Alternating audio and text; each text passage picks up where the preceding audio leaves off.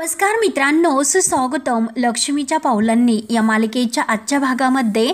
आता मात्र रजनी ही कलाला म्हणते की अगं कला, तू तर पुढच्या पिढीतील मोठी सून आहे, त्यामुळे हा हक्क तुला सुद्धा आहे. त्यामुळे तू पुढे ये आणि देवी आईची मूर्ती तू आणि अद्वैत दोघं जोडीने व्यवस्थित ठेवा. कारण गुरुजींनी आता सरोजला नाकारलेलं असतं, कारण सरोजचा जोडीदार आता जे काही आहे प्रदीप, तर तो प्रदीप तेथे नसतो. तेव्हा मात्र तोऱ्यात गेलेली सरोज मात्र आता मागे होते आणि शेवटी कला आणि अद्वैत या दोघांना एकत्र जोडीने हा मान मिळतो. तेव्हा रजनी म्हणते की अद्वैत बाळा, तू सुद्धा पुढे ये.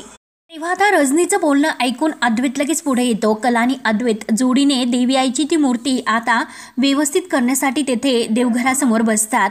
गुरुजी आता तेथेच असतात. तेव्हा मात्र आता कला आणि अद्वैत एकमेकांकडे बघत असतात आणि देवीला नमस्कार करून आता देवी आईची मूर्ती ते व्यवस्थित ठेवतात. तेव्हा आता रोहिणी आणि सरोज या दोघींचा आणखीनच जळफळाट होतो. तेव्हा आता देवी आईची मूर्ती व्यवस्थित ठेवली जाते आणि आता सर्वजण देवीला हात जोडतात. परंतु हे सर्व बघून नयनाचा मात्र खूप असा जळफळाट होत असतो. दोघेही मनोभाव आता हात जोडतात. कला देवीला हात जोडून देवीला प्रार्थना करते की अंबाबाई, हे बघ, तू असं माझ्याकडे पाठ फिरू नकोस. अगं, माझ्या ह्या संसाराच्या, माझ्या घराच्या सगळ्या प्रवासात मला तुझी साथ लागणार आहे. देवी आई, काही जरी झालं तरी सुद्धा तुम्हाला माझा संसार टिकवण्याची ताकद दे. त्यानंतर आता गुरुजी सर्वांना सांगतात की हे बघा, सगळे विधी झालेले आहेत आणि तुम्हाला सर्वांना असं वाटत असेल की देवीने आपल्याकडे पाठ फिरवली, तर एक खूप मोठा असा अपशकुन झाला असं तुम्हाला वाटत असेल, तर मात्र कोणीही घाबरू नका. देवीने कुठल्या मुहूर्तावर आपल्याकडे पाठ फिरवलेली आहे आणि देवी कुठल्या मुहूर्तावर आपल्या स्थानी परत आलेली आहे ते बघा. तेव्हा आता रजनी विचारते की म्हणजे गुरुजी नेमकं काय म्हणायचं तुम्हाला, आम्हाला नाही समजलं. तेव्हा आता गुरुजी म्हणतात की हे बघा, उद्या गुढीपाडव्याचा मुहूर्त आहे, म्हणजे हे बघा, गुढीपाडव्याच्या या मुहूर्तावर लक्ष्मीने तुमच्या घरात अगदी नव्याने प्रवेश केलेला आहे. तेव्हा हा जो काही झालेला आहे तो शुभ शकून आहे, अपशकुन नाही. तेव्हा मात्र आता रोहिणीने जे काही केलेले असते ते मात्र आता त्यांच्या विरुद्धच झालेले असते. शेवटी मात्र आता गुरुजींना जे काही सांगितले ते बघून आता त्यांच्या तर पायाखालची जमीनच हादरते. शेवटी ज्यांनी कलाला दोषी ठरवण्यासाठी हे सर्व केले, परंतु कलाचाच आता मात्र देवी आईमुळे उदय होतो. तेव्हा येतो मी असं बोलून गुरुजी आता निघून जातात. तेव्हा आता सर्वांना आनंद होतो. रजनीला तर खूपच असा होतो. तर रजनी म्हणते की जरा देवच पावला असं म्हणायचं, कारण सर्वांना आता हुरहुर लागली होती खूप मोठा अपशकुन झाला म्हणून. परंतु आता मात्र सर्व काही व्यवस्थित झालं. आता मात्र कशाची चिंता नाही. त्यानंतर रजनी आता कलाला सगळ्यांना प्रसाद वाटायला सांगते. तेव्हा कला मात्र अगदी मनोभावाने सगळ्यांना प्रसाद देते. त्यानंतर आता सर्वजण बाहेर निघून जातात, परंतु आता कला ही अद्वैतला प्रसाद द्यायला येते. तेव्हा आता अद्वैत विचार करतो की आई जसं म्हणली होती, कारण आई म्हणण्याप्रमाणे आता हा तर अपशकुन निघालाच नाही, कारण गुरुजी तर म्हणाले हा तर खूप मोठा एक शुभ शकून आहे, म्हणजे मी जो काही वेळ घेतला तो हेच मी योग्य केलं. तेव्हा कला सुद्धा आता अद्वैतकडे एकटक बघत असते आणि ती सुद्धा आता अद्वैतकडे बघून मनात विचार करते की हा तर गुरुजी म्हणाले अपशकुन नाही, शुभ शकून आहे. आता मात्र हा जो काही शुभ शकून घडलेला आहे, तर मात्र माझा संसार नक्की बहरणार. देवीनेच आज मला हा संकेत दिलेला आहे. त्यानंतर आता कला आणि अद्वैत रूम मध्ये येतात. तर कला ही चांदेकरला म्हणजे अद्वैतला म्हणते की हे बघ, मला तुझ्याशी बोलायचं आहे, काहीतरी मला कशाबद्दल विचारायचं आहे. तेव्हा अद्वैत काही तिच्याकडे आता लक्ष द्यायला तयार नसतो. तेव्हा कला म्हणते की हे बघ, अरे मला तुला काहीतरी विचारायचं आहे. तेव्हा कला विचारते की हे बघ, मला एक गोष्ट सांग की तू अजूनपर्यंत डिव्होर्स पेपरवर साईन का केलेली नाही म्हणून. नक्की तुझ्या मनामध्ये असं सर्व काय चालू आहे ते मला सांग. म्हणजे तू म्हणण्याप्रमाणे आपल्या नात्याला एक संधी देणार आहेस का, की अजून काही तुझ्या मनामध्ये वेगळं आहेस का. तेव्हा अद्वैत मात्र विचार करताना दिसताना बघून आता कला खुश होते आणि मनात म्हणते की म्हणजे खरंच आता चांदेकर काहीतरी मनामध्ये विचार करतोय. तेव्हा आता अद्वैत कलाला म्हणतो की हे बघ, तुझे प्रश्न आणि तुझ्या शंका ह्या कधी न थांबणाऱ्या आहेत आणि हे बघ, अगं सरळ साधी गोष्ट आहे आणि मला कोणतीही गोष्ट अशी साधी सरळ करायला नाही आवडत. सगळ्या काही गोष्टी मला अगदी परफेक्ट लागतात. त्यामुळे कोणतंही असं खास म्हणजे मत मी अजून घेतलेलं नाही आणि त्या मतावर मी ठाम सुद्धा नाही आणि सही करण्यासाठी अजून कम्फर्टेबल आहे की नाही हे मी सांगू शकत नाही आणि कन्फ्यूज आहे का तर नाही, शुअर आहे का ते सुद्धा नाही. त्यामुळे थोडासा वेळ लागेल, मी फाइंड आउट करतो. तेव्हा कला म्हणते की हे बघ चांदेकर, अरे जेव्हा माणूस गोंधळलेला असतो तेव्हा मात्र तो असा गोल गोल बोलत असतो. पण असून दे, आता तू जे काही सांगितलेलं आहे त्यातून मात्र एक गोष्ट, ती गोष्ट मला अशी समजली की आपल्या नात्याविषयी तुझ्या मनामध्ये जागा आहे. तर तेव्हा आता अद्वैत म्हणतो की हे बघ खरे, अगं एकमेकांच्या चुका झाल्याबद्दल एकमेकांना गिल्ट न ठरवता ठरवता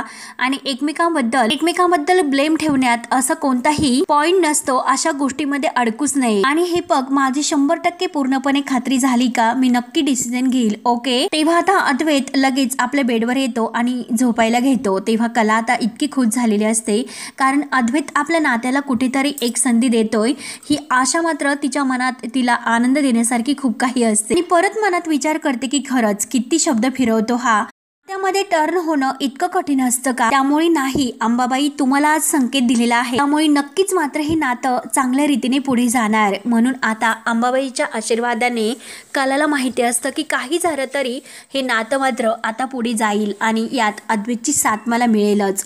म्हणून कला खूप खुश होते। आणि चांदेकर, हे बघ, तू बघतच राहा, या महिन्याच्या शेवटी सर्व काही ठीक होईल आणि तुला आपल्या नात्याबद्दल विश्वास वाटायला लागेल आणि हा विश्वास मात्र तुझ्या मनामध्ये मी निर्माण करेन, हा माझा तुला शब्द आहे। त्यानंतर आता इकडे काजल मात्र सोहमच्या वागण्याचा विचार करत असते। तिला आता सोहमचं हे वागणं ऐकून मात्र खूप असं टेन्शन आलेलं असतं।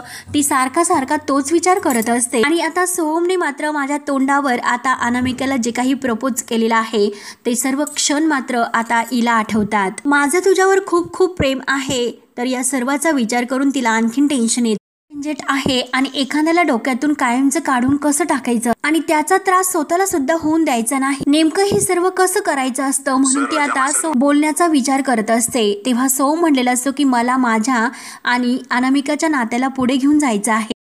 खूप रडत असते आणि रडता रडता ती आपल्या डोळ्यातील पाणी पुसते। तेव्हा आता काजलने या सर्वाचा विचार करून मनामध्ये ठरवलेलं असतं की एखाद्याला जर आपल्या मनातून कायमचं काढायचं असेल तर त्याच्या आठवणी मात्र कायमच्या मिटून टाकल्या पाहिजे। तेव्हा सोहमचे जे काही आठवणी असतात, म्हणजे त्याने जे काही आता काजलला गिफ्ट दिलेलं आहे तर ती मात्र आता ते घेते आणि बाहेर येते, रॉकेलचा डब्बा घेते आणि तावतावाने बाहेर येत असते। तेव्हा मात्र आता संगीता आणि दिनकर हे सर्व पाहतात। तेव्हा संगीता आणि दिनकरला हे सर्व बघून धक्का बसतो। ते डायरेक्ट काजलच्या मागे येतात। काजलला म्हणतात की अगं काजल, हे काय करतेस तू, काय करतेस? तेव्हा आता काजल म्हणते की हे बघा, तुम्ही काही टेन्शन घेऊ नका, कारण मी स्वतःला नाही संपवणार, मी स्वतःचं बरं वाईट काही करून घेणार नाही। तेव्हा मात्र काजल आता त्या सर्व कपड्यावर रॉकेल ओतून देत आणि काडी ओढून मात्र ते पेटून देते। तेव्हा आता संगीता घाबरतच म्हणते की काजू, अगं काय ग हे? तेव्हा काजल खूप रडत असते। तेव्हा आता काजल रडतच म्हणते की आई, डोक्यातील सगळे रंग मला पुसून टाकायचे आहे आणि मग याच्यासाठी हेच करावं लागेल, त्यामुळे मला हे सर्व सहन होत नाही, हे सगळं काही मला खूप जड जाते, पण तरी सुद्धा मी प्रयत्न करते असे बोलून काजल आता रडतच, तिला इतका त्रास झालेला असतो। सोहमच्या काही केल्या आठवणी तिच्या डोक्यातून जात नसतात, परंतु सोहम तिच्याबरोबर जे काही वागलेलं आहे हे तिला सहन झालेले नाही, कारण ती सुद्धा आता सोहमच्या प्रेमात पडलेली असते। परंतु सोहम मात्र तिला आता दूर लोटण्याचा प्रयत्न करतो आणि तो मात्र हे सर्व मुद्दाम करत असतो। त्याच्या डोक्यातून काही आता काजलची आठवण जाणार नसते, पण जे काही तो वागला ते आता काजलला सहन झालेलं नसतं आणि ती आता इतकं अगदी रडत स्वतःला त्रास करून घेत असते आणि सगळं काही आठवणी त्याच्या मिटवण्याचा ती प्रयत्न करते। तेव्हा आता काजलला जो त्रास होतो हे बघून संगीता आणि दिनकर यांची अवस्था सुद्धा अगदी तशीच झालेली असते। संगीता सुद्धा खूप अशी रडत असते। दिनकर म्हणतो की पोरीने आपल्याला पूर्ण हादरून टाकले, जे नाही तेच करते, म्हणजे पोरीने आता बदलायचं ठरवलेलं आहे, हे अंबाबाईनेच ठरवलं असं म्हणायचं। तेव्हा संगीता रडत म्हणते की आहो, पण मला काजलचा त्रास नाही बघवत। तेव्हा आता दिनकर खूप रडत असतो आणि संगीता सुद्धा खूप रडते, तर तरी सुद्धा दिनकर स्वतःचं दुःख आवरतो आणि संगीताला म्हणतो की संगीता, हे बघ, अगं शांत हो, होईल सर्व काही ठीक। त्यानंतर आता इकडे गुढीपाडव्याचा दिवस असतो। कला आणि रजनी या दोघींची मात्र सर्व तयारी आता गुढी उभारायला सुरू असते आणि कला बिचारीची आता पूर्णपणे आता अगदी तिची तयारी तर मनोभावाने सुरूच असते। अगदी मनापासून ती गुढीपाडव्याची गुढी सजवण्याची तयारी करत असते, पूजेची तयारी करते आणि रजनीला म्हणते की रजनी मॅडम, हेच बघा, सर्व तयारी आता झालेली आहे आणि सगळं काही सामान वस्तू सगळ्या मी काढून ठेवलेल्या आहे। गुढीसाठी तुम्ही साडी आणलेली आहे, बत्ताशाची माळ, फुलांचा हार, कडुलिंबाची पानं, सर्व काही मी आणलेली आहे, आंब्याची डाळी सुद्धा तयार आहे आणि पेढे सुद्धा। तेव्हा दोघी आता खुश होतात। तेव्हा सोम आणि राहुल गुढी आता कुठे सजवायची आणि कुठे उभी करायची याचं नियोजन करत असतात। तेव्हा कला रजनीला विचारते की रजनी मॅडम, सगळं झालेलं आहे आणि जर अजून काही बाकी असेल तर चेक करून तुम्ही मला सांगा, मी लगेच करते। तेव्हा आता रजनी म्हणते की अगं कला, खरं सांगू का, मला तर काही खरं सुचतच नाही, म्हणजे हे बघ अगं, आबा नाही आणि आबा असल्यानंतर मात्र ते असतात ना ते सगळं काही व्यवस्थित सांगत असतात. तेवढ्यात आता सरोज मात्र ह्या दोघींकडे रागाने बघत असते. तर रजनी म्हणत असते की अगं काय काय लागणार आहे काय काय नाही हे सर्व मला आबा सांगत असतात. इतक्या वर्षातून जे काही मी बघते तर ते मला येतं पण सर्व काही आणि ते नाहीत ना खरंच, म्हणून मला जरा गोंधळल्यासारखं होतंय. तेव्हा आता सरोज रोहिणी मात्र रागाने बघत असतात आणि नैना मात्र आपल्या मोबाईलमध्ये फोटो काढण्यात अगदी मग्न झालेली असते. रजनी म्हणते की नेमकं काय राहिलं हे माझ्या खरंच कला लक्षात येत नाही, थांब एकदा चेक कर, नीट बघून मी तुला जे काही राहिलेलं आहे ते व्यवस्थित सांगते. तेव्हा आता सरोज या दोघींकडे अगदी रागानेच अगदी डोळे वटारून बघत असते. त्यावरती आता कला शांतपणे म्हणते की रजनी मॅडम अहो काही हरकत नाही, अगदी शांतपणे करा, हवा तेवढा वेळ घ्या आणि मला नंतर व्यवस्थित सांगा. तेव्हा रजनी म्हणते की अगं कला तरी सुद्धा आबा आज असायला हवे होते, अगं सण म्हटलं ना आबा तर असायलाच हवे. आणि तेवढ्यात अद्वैत तयार होऊन बाहेर येतो आणि अद्वैत म्हणतो की आबा असायला पाहिजे म्हणजे काय, सणाचा दिवस आहे आणि आबा नाही, हा प्रश्नच मुळात चुकीचा आहे, त्यामुळे आबांना मात्र मी लगेच आता कॉल करतो. तेव्हा आता अद्वैत आणि सर्वजण आता आबांची वाट पाहत असतात. आबा नाही म्हणून सर्वांना गुढीपाडव्याचा सण असा सुना सुना वाटत असतो, म्हणून जेव्हा तो आता अद्वैत फोन करायला घेतो तेव्हा तर काय आबा मात्र आता देव दर्शनावरून आलेले असतात, दारात उभे राहतात आणि आपल्या हातात मात्र त्यांनी काही सामान वगैरे सर्व काही आणलेलं असतं. तेव्हा आता लगेच आबा दरवाजात उभे राहतात आणि म्हणतात की काय चांदेकर मंडळी. तेव्हा आता आबांना बघून सर्वांना एक प्रकारचा खूप मोठा आनंद होतो, परंतु सरोज आणि रोहिणी यांना काही फरक नसतो. तेव्हा आता अद्वैतला तर आबा आल्यानंतर खूप असा आनंद होतो, कला आणि रजनी या दोघींना सुद्धा. तेव्हा लगेच आता आबा म्हणतात की अरे मी नाही तर माझ्या नावाने तुम्ही शंख वाजवतात की काय, ऐन गुढीपाडव्याच्या पूजेला आले म्हणून सर्वांना इतका आनंद होतो. तेव्हा मात्र आता लगेच आबा आतमध्ये आल्यानंतर सर्वजण आबांना बघून अगदी खुश होतात आणि अगदी खुश झाल्यानंतर मात्र आबा विचारतात की काय कसे आहात सर्वजण. तेव्हा आता आबा खाली बसतात आणि आबा विचारतात की काय रे माझ्याशिवाय सण साजरा करणार हो का. तेव्हा अद्वैत म्हणतो की नाही आबा शक्यच नाही. कला सुद्धा अगदी खुश होते. तेव्हा मात्र आबा जे काही रघु काकांजवळ दिलेलं आहे ते सामान त्यांना खाली ठेवायला सांगतात. तेव्हा आता सोम पुढे येतो आणि आबांना म्हणतो की खरंच क्या बात है आबा, कारण आबांनी येताने मात्र पळसंब्यावरून आंबे आणलेले असतात आणि सोम लगेच आता आंब्यांची पेटरी उचकतो आणि त्यातून आंबे काढतो आणि आबांना म्हणतो की खरंच क्या बात है आबा, आता सीझनचा पहिला आंबा खरंच, म्हणून तो अगदी आंबा घेतो आणि नवीन वर्षाची सुरुवात करायची तर ही अशी असे खुशून म्हणतो. तेव्हा आता आबा सुद्धा खुशून सांगतात की वसंत ऋतूची घमघमाट ही आंब्याच्या सीझन पासून सुरू व्हायला हवी आणि आपला हा गुढीपाडवा म्हणजे नवीन वर्षाची सुरुवात. आणि कोकणचा राजा कोल्हापूरमध्ये चांदेकरांच्या घरात बरोबर ना. तेव्हा आता आबांचंही बोलणं ऐकून सर्वांना छान असं हसायला येते. तेव्हा अद्वैत तर खुशून म्हणतो की हो अगदी बरोबर आणि कला सुद्धा खूप खुशून हसते, कारण आबा आल्यानंतर तिला सुद्धा एक काही वेगळाच आनंद होतो. तेव्हा आता सौ म्हणतो की म्हणजे काय आबा, अहो तुम्ही तर एकच नंबर आहात, आज तर खरंच तोडलंच तुम्ही. तेव्हा लगेच आता सरोज विचारते की काय हो आबा तुम्ही असं न सांगता कसे गेलात आणि कसं झाला हो प्रवास. तेव्हा आता लगेच आबा म्हणतात की हे बघ एक काम होतं आणि त्या कामासाठी मला असं अति घाईने जावं लागलं. तेव्हा आता लगेच सरोज म्हणते की बरं राहून द्या आणि जी कामं तुम्ही ठरवली होती ती झालीत की नाही. आबा म्हणतात की हो झाली ती काम, माझी सर्व काम झाली. तेव्हा आता रजनी म्हणते की आबा अहो आज तुम्ही नव्हते, परंतु ही सणाची तयारी तुमच्याशिवाय करायची म्हणजे काही गंमत वगैरे नव्हती, माझी खूप धांदल उडाली होती. आणि एकतर सणाच्या दिवशी आपल्या चांदेकरांकडे किती बारीक सारीक गोष्टी असतात, एकतर तुम्ही सर्व काही सांगत असतात परंतु तुमच्याशिवाय आज हे सर्व काही अपूर्णच वाटत असतं. नेमकं काय आणि कसे करावे हे खरंच काही कळत नव्हतं. कला तर माझ्या सोबतीला होती.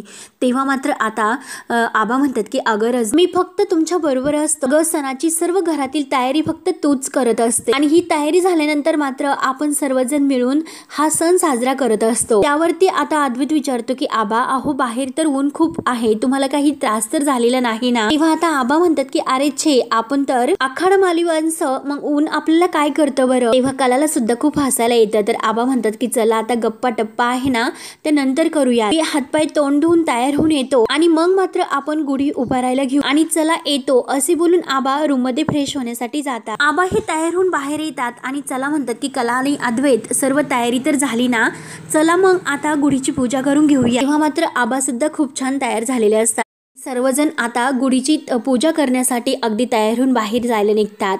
रजनी, कला आणि नयना हे सर्व पूजेचे ताट घेतात. तेव्हा सर्वात अगोदर आता कला आणि रजनी ह्या हळदी कुंकू वाहतात. सोहम आणि राहुल मात्र आता सर्व काही तयारी करायला घेतात. गुढी कुठे उभारायची, काय करायची, सर्वांनी छान असं डेकोरेशन केलेलं असतं आणि मनोभावाने आता सर्वजण गुढीची पूजा करतात. कला मात्र अगदी मनोभावाने हे सर्व करत असते, कारण ह्या सर्व करण्यामध्ये सण आणि वार, व्रत, वैकल्य यामध्ये कलाला खूप असा इंटरेस्ट असतो आणि कलाची जे काही उत्सुकता आहे ते बघून मात्र आता आबा खूप खुश होत असतात. तेव्हा अद्वैत, सोहम आणि राहुल हे बांबू घेऊन बाहेर येतात. आता त्यांना मदत करत असते. तेव्हा आता कला हे आबा कलाकडे बघत असतात आणि कलाची जी काही तयारी सुरू आहे तर ते बघून आबांना खूप छान वाटत असतं. कलाच्या चेहऱ्यावर जो काही आनंद आहे ते बघून तेव्हा कला मात्र जे काही कळस आहे तर त्या कळसाला हळदी कुंकाची 5 बोटं लावते. साडी वगैरे आता जे काही आहे तर ते गुढीला व्यवस्थित ठेवले जाते आणि आता अद्वैत त्यावर मस्त हार घालतो. तेव्हा आता मस्त अशी गुढी सजून आता उभी केली जाते आणि चांदेकरांची गुढी छान दिसत असते. अगदी आबा आपले कौतुकाने आणि अगदी डोळे भरून ही सर्व क्षण पाहत असतात. तेव्हा आता गुढी उभी केल्यानंतर आता मात्र सर्वजण मनोभावाने गुढीला हात जोडून नमस्कार करतात. तेव्हा आता सर्वजणांनी नमस्कार केल्यानंतर आबा आता अगदी आनंदाने म्हणतात की कला, अद्वैत, चला गुढीची पूजा करून घ्या. तेव्हा कला आणि अद्वैत लगेच पुढे येतात. कला ही गुढीला आता हळदी कुंकू लावते. आपल्या कपाळी सुद्धा ती हळदी कुंकू लावून घेते. तेव्हा मात्र आता कला हे सर्व काही करत असते हे बघून सरोज आणि रोहिणी या दोघींचा इतका जळफाट होत असतो. रोहिणी लगेच आता सरोज वहिनीला म्हणत असते की हे बघ सरोज वहिनी की झाले, डॅड आले की लगेच दुसरं पार्ट. तेव्हा आता सरोज लगेच रोहिणीचा हात खाली करते. तर रोहिणी म्हणते की अगं सरोज वहिनी, मी तर अगदी बरोबरच बोलते. अगं डॅडने बसल्या बसल्या कलाला सगळं काही पूजा करण्याचा चार्ज दिला, कारण कला ही पूजा करत असते हे दोघींना मात्र काही देखवत नसतं. रोहिणी म्हणते की हे बघ, गुढीसाठी सर्वांनी सर्व काही तयारी केली, परंतु आता मात्र सगळ्यात जास्त मान मात्र कलाला दिला जातो आणि दुसरं प्रेसेन्स कोणाला कळलं सुद्धा नाही. तेव्हा सरोज म्हणते की हे बघ रोहिणी, माझं कधीच पडणार नाही, हे लक्षात ठेव. तेव्हा आता रोहिणी म्हणते की हे असंच झालं तर सगळं काही बरं होईल, नाहीतर सगळं काही विस्कटेल. तसंही डॅड सर्वात जास्त कलाला सपोर्ट करत असत, म्हणजे हेच बघ ना अगं, 2 वर्सेस 1 असं व्हायला नको. त्यामुळे म्हणून मी तुला सांगते की तू एकदा शांत डोक्याने या सर्वाचा विचार कर. तेव्हा आता ह्या दोघींची जी काही कुजबूज सुरू असते, कला बिचारी मात्र आपली पूजा करत असते. शांत डोक्याने विचार करून राग आहे तो सोडून दे आणि मी सांगते तसंच कर. तेव्हा आता लगेच सरोज म्हणते की हो, माझ्या मनात सुद्धा अगदी तो विचार येऊन गेलेला आहे, परंतु तसं काही होणार नाही. तेव्हा आता कला मनोभावाने आपल्या गुढीची पूजा करते आणि पूजा झाल्यानंतर मात्र अंजूकडून पाठ घेते आणि त्या पाटावर मस्त आता ती देवाचा नैवेद्य ठेवते. नैवेद्य सुद्धा मस्त केळीच्या पानावर ठेवलेला असतो. तेवढ्यात आबांच्या लक्षात येते. आबा म्हणतात की अगं रजनी, नव्या वर्षाचा पहिला आंबा तर राहिला. त्यावरती रजनी म्हणते की हो ना आबा, ठेवलेला आहे. तर आबा म्हणतात की अगं तो सुद्धा नैवेद्यासाठी ठेव. तेव्हा आता रजनी म्हणते की हो सांगते आणि अंजूला म्हणते की ती ताट सुद्धा तू कलाकडे दे. तेव्हा मात्र आता नैवेद्य जो दाखवला जातो तर तेथे आंब्यांचं सुद्धा तो ताट तेथे ठेवलं जातं आणि त्याचा नैवेद्य दाखवला जातो. कला मात्र आता तो सुद्धा नैवेद्य आपल्या हाताने दाखवते. त्यावरती आता कडेला जल अर्पण करते. तेव्हा आता आबा आणि अद्वैत हे सगळे काही आता खुशून हे सर्व बघत असतात. त्यानंतर आता नैवेद्य वगैरे दाखवल्यानंतर मात्र सर्वजण मनोभावाने गुढीची पूजा करतात आणि गुढीला नमस्कार करतात. तेव्हा आता ते सगळं काही झाल्यानंतर आबा हे कलाला म्हणतात की कला, आता ते कडुलिंब आणि जे काही ते पेढे आहे ते सर्वांना प्रसाद म्हणून दे बरं. तेव्हा आबा सर्वांना ते पेढे वगैरे जे काही आहे प्रसाद सर्वांना वाटायला सांगतात. तेव्हा आता कला मात्र सर्वांना अगोदर प्रसाद देते आणि आता सरोज जवळ जेव्हा ती येते तेव्हा मात्र आता सरोज रागाने तिच्याकडे बघत असते. कला तिला तो प्रसाद द्यायला जाते, परंतु आता कलाच्या हाताने न घेता लगेच ती वाटीमधून स्वतःच्या हाताने तो प्रसाद घेते आणि कलाला म्हणते की हे बघ, जे काही तुझं बिनबुडाचं हे सौभाग्य आहे ना, ते सौभाग्य तू मिरवतेस ना आणि त्या खोट्या सौभाग्याचा पडदा आता लवकरच फाटेल, हे तू बघतच राहा. आणि हे नवीन वर्षामध्ये ज्या काही त्रासदायक गोष्टी चांदेकरांना ठरतात आणि चांदेकर लोक त्या गोष्टींना बाजूला सारत असतो आणि नवीन आयुष्याची सुरुवात आम्ही या दिवशी करत असतो आणि तुझ्यासारख्या डोहीजड झालेल्या लोकांना जास्त वेळ घरामध्ये थारा नसतो, हे लक्षात ठेव. तेव्हा कला बिचारी आपलं सर्व काही अगदी शांतपणाने ऐकून घेत असते आणि आता सरोजचं हे बोलणं ऐकून रोहिणीला मात्र खूप असा आनंद होत असतो आणि तेव्हा आता सरोज रागाने कलाकडे बघत असते तर आबा लगेच आता सर्वांना म्हणतात की चला आता नवीन वर्षाच्या नवीन आठवणी आणि जुन्या वर्षाच्या कडू आठवणी सर्व दहन करून आपण ही गुढी उभारली आणि नवीन आठवणी नवीन जे काही वर्षाची सुरुवात आपण केली, त्यामुळे ह्या गोड आठवणी आणि गोड आणि कडू हा प्रसाद सर्वांनी घ्या आणि सर्वांनी मात्र आपल्या नवीन वर्षाची सुरुवात करा। आपल्या नात्यापासून आपल्या मतापर्यंत जर काही चुकलं असेल आणि जर एखादी गोष्ट आपण चुकीची समजून ती सावरली असेल तर ती गोष्ट बाजूला आणि नव्याने आपल्या आयुष्याला सुरुवात करा, असा आबा आता सल्ला सर्वांना देतात। तेव्हा राहुल आता नैनाकडे बघत असतो। त्यानंतर आता सरोजचं बोलणं ऐकून कला थोडीशी नाराज होते आणि ती परत आता सरोज जवळ निघते आणि नंतर सर्वांना प्रसाद देत असते। तेव्हा आता राहुल आणि नैना मात्र प्रसाद घेताना कलाकडे अगदी नाक मुरडून पाहत असतात। तेव्हा मात्र आता कला जेव्हा अद्वैत जवळ प्रसाद द्यायला येते आणि अद्वैतला म्हणते की चांदेकर अरे कडू विसरून जा आणि गोड आठवणी मात्र पुढे नेऊ आणि तुला मात्र ह्या नूतन वर्षाच्या खूप खूप शुभेच्छा। तेव्हा आता आबा ह्या दोघांकडे अगदी डोळे भरून बघत असतात, परंतु सरोजला मात्र या दोघांकडे बघून खूप असा राग येत असतो। त्यानंतर कला ही आता सोम अंजू यांना प्रसाद देते आणि नंतर आता सर्वांना प्रसाद दिल्यानंतर पुन्हा एकदा सर्वजण मनोभावनिक गुढीला एकदा हात जोडतात। कला मात्र आता अद्वैतकडे बघत असते आणि अद्वैतकडे बघत बघत ती आता गुढीकडे बघते आणि मनामध्ये काहीतरी असा संकल्प करते। तेव्हा आता कला आज इतकी खुश असते आणि मित्रांनो आता कलाचं आणि अद्वैतचं नवीन नात्याला सुरुवात होणार असते। तेव्हा आता हा भाग येथे संपतो। पुढील भागामध्ये रोहिणी आता सरोजचे कान भरत असते की अगं सरोज रोहिणी, अद्वैत आजकाल अगदी कोणतेही पेपर्स न वाचता शेकडो पेपर्सवर सह्या करत असतो। आपण एक काम करूयात, आपण असंच काहीतरी अद्वैतला करून फसून त्या डिव्होर्स पेपरवर त्याच्या सह्या करून घेऊयात।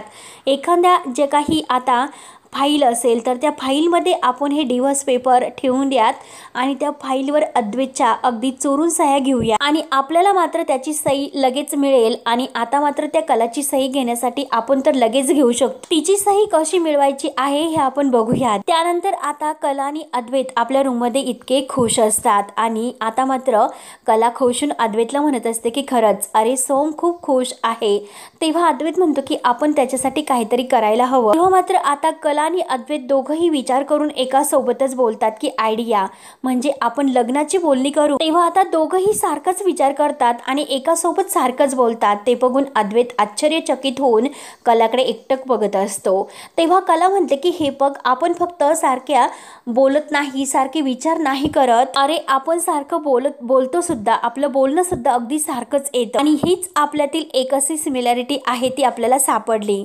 म्हणून लगेच आता ती जो काही समानतेचा तो भेद आहे तर त्यावर लगेच आता ती हे सर्व लिहिते। म्हणजे चांदेकर आणि कला ह्या दोघांनाही सुद्धा आपल्या कुटुंबाविषयी प्रेम आहे।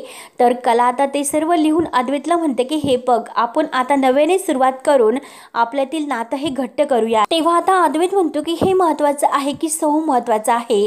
तेव्हा कला म्हणते की अरे आपल्यातील किंवा असो सोमतील असो नातं आपण घट्ट करूया, ते कोणाचंही जरी असलं पण नातं मात्र घट्ट व्हायला हवं, असं आता कला अद्वैतला जेव्हा सांगते तेव्हा आता अद्वैत कलाकडे एकटक बघत असतो। तेव्हा मित्रांनो पुढे काय काय होतं हे बघण्यासाठी आता आपल्या चॅनलला नक्की सबस्क्राईब करत राहा। धन्यवाद।